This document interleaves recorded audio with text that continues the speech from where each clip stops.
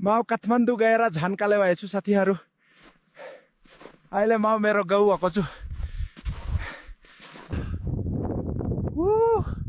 त्यो मेरो घर हो साथीहरू। आफ्नो घर फेरि देख्न पाइयो। कस्तो भोक लाग्यो साथी हो। आज राति पार्टी। ढुङ्गामा माछा पकाउँदाको स्वाद नै बेग्लै हुन्छ। मिठो बनेछ गाइस, मजा आयो आज त।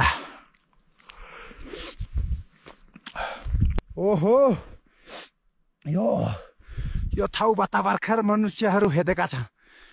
एकदम ताजा छ यो दृश्य। हेर्नुस् साथीहरू, ओहो कस्तो राम्रो। साथी हो, आज बहुत थक्यो। अब अर्को भिडियोमा भेटौँला। Bye bye.